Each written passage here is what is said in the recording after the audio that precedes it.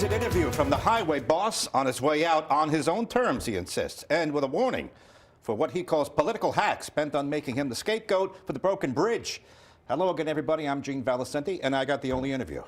I'm Patrice Wood. We are hearing from Peter Alviti today, a day after he submitted his resignation after 11 years on the job. NBC 10 political reporter Brian Crandall is here with the highlights. Brian? Well, Patrice and Gene, he'll be on the job for a few more weeks, but Rhode Island DOT Director Alviti's office told us again today he wouldn't be available to talk to us. That's been the standard answer to us for a couple of years now. He was also a no-show this afternoon at a meeting of the RIDOT board, which he chairs. But Alviti did make his regular appearance today on WPRO radio with Gene, saying he'll be keeping score of his critics during this election year.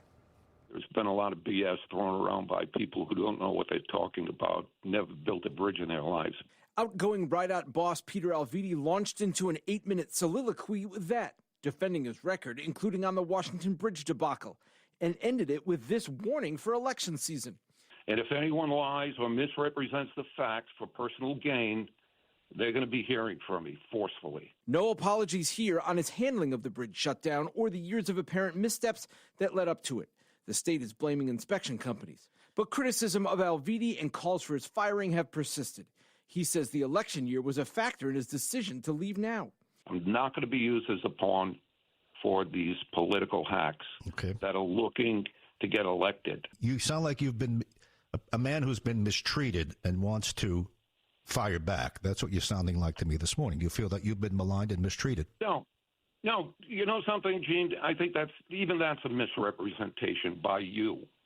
What you're hearing this morning is someone setting the record straight, telling the truth. Governor Dan McKee, who is stuck with Alviti, told us yesterday he did not force him out now. Alviti says the same. I was not fired, nor was I asked to resign. And he said the timing is good now in terms of the Washington Bridge rebuild, set for completion nearly 3 years from now. That project's on autopilot. As for his long tenure at the helm of DOT, I'm proud of what I've accomplished.